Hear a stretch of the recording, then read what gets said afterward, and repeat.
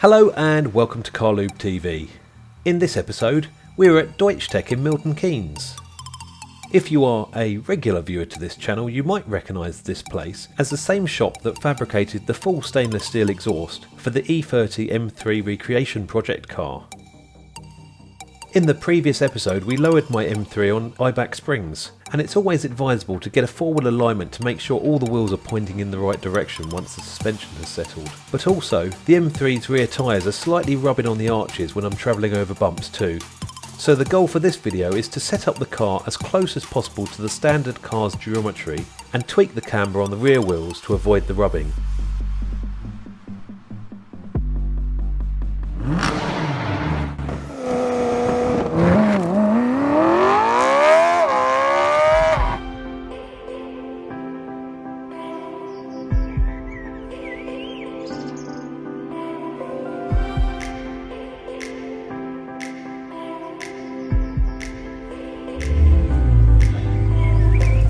After this very tasty, track-prepared E92 M3 has finished on the ramp, it's now my turn.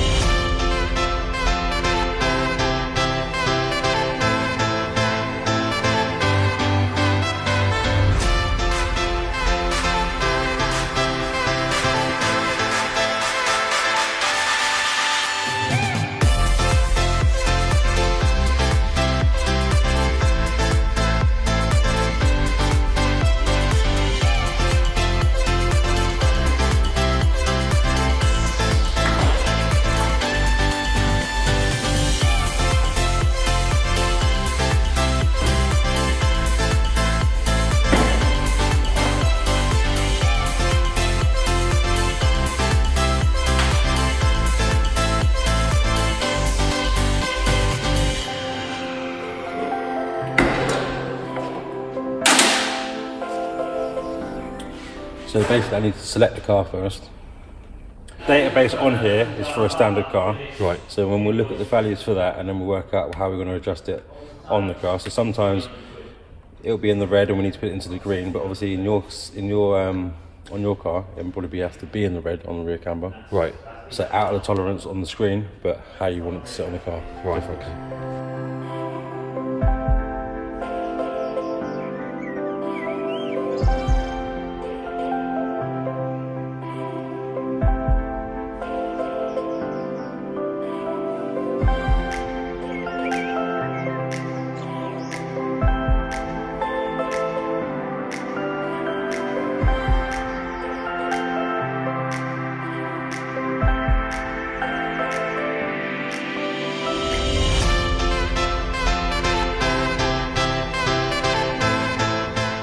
Values on the right hand side, that's where it is now. You see there's a bit of green there, a bit of red.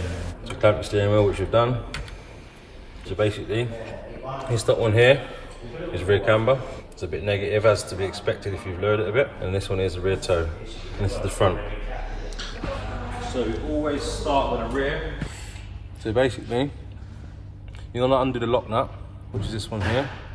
As we spin these nuts on the edge, these camber bolts will actually push against what's here. So you can imagine, when I spin that and it's a cam, that cam's got sort of a lip on it. So as I spin that, this arm will move. Right. Can you see what I mean? And extending it out will give it more camber, negative and or That's positive. right. Yeah. So the more that cam comes round, it's just like a cam inside your engine. It's got a big lobe on it. When the cam comes round, and it gets to the lobe, it's going to push more effort or more force to what it's pushing against, and that's exactly what happens. Okay. So as we move it, you'll see the regions. What about the toe in and out? Same again. So the bottom one does the camber. You can see it's on the sort of the bottom of the hub. Yeah. So when this goes in and out, we'll tilt the wheel forward and backwards. The one above it is on the rear of the hub. So when that goes in and out, it's going to move the wheel forward. Oh, okay. Backwards. Okay. We always start with a camber as well. When you're doing adjustment, you always do camber before toe. So I'm assuming every input you have in there is changing the values on the screen. Yeah, so you see now, as I've loosened it off now, it moves quite a bit. So the value we had at the top to start with was like 1.59. And you can see now on the top right hand one is 2.1.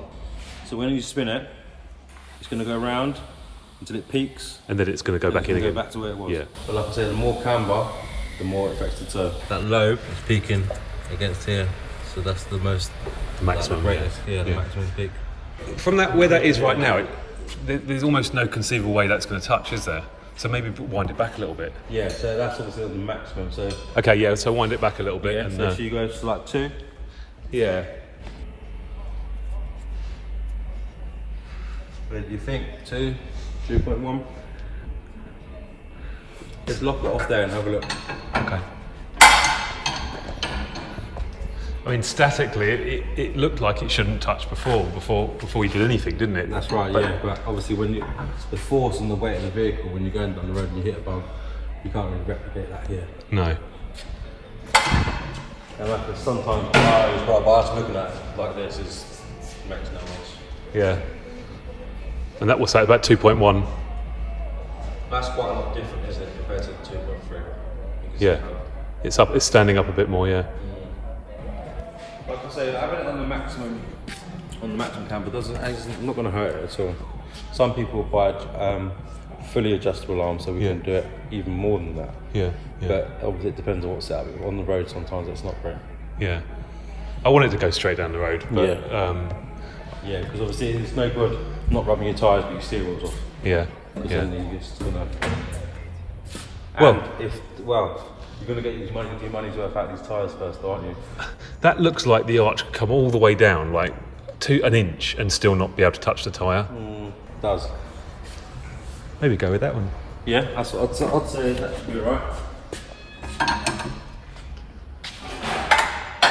I almost wish it hadn't have lowered so much on the rear when it came down, because When you load it. yeah, because the fronts sit perfectly now as far as I'm concerned, but the rear's a little bit low. Lower. But they always are on BMWs, aren't they? Yeah. They They normally make the front a lot stronger because of the engine. Yeah, Well, that's the other side, and the total toe angle is the one in the middle at the bottom. yeah. That's the one that needs to be sort of in the straight ahead position. That's the steering wheel. So on the front here, this is at the tie rod end. That's it, yeah. So you've got the inner tie rod, which is this part, which is connected to the steering rack. And then the track rod end, which is the end bit which connects to the hub or the knuckle itself. Right. So there's an adjustment here. So when we undo this, it will lengthen the gap between here and here. So it's got a thread on the inner tie rod. So as we bring it out, which will make this arm longer, we'll make the wheel toe out. Right. Because the track rod ends at the front of the wheel. So if we extend it, the front of the wheel will sort of start toeing out. And if we reduce it and make it shorter, it'll bring the front of the wheel in, so it'll start to toe in. Okay, so you got that bolt there, but where's the other adjustment? So the bolt, that's the lock nut. Yeah. And then there's the thread, this bit here, Right. which you actually spin, which is normally sees that solid. Yes. So then there's thread on there, which goes into the track rod end. Okay. This is where we've got to get the emphasis settling out and start heating these up and then we'll move. After the tie rods were unseized and the geometry was brought back into the correct tolerances, the job was done. Here's the tech coming back from his test drive, where he reported to me the M3 felt great and no wool rubbing. Thank you for watching. Please browse the Car Loop channel and consider subscribing. See you on the next video.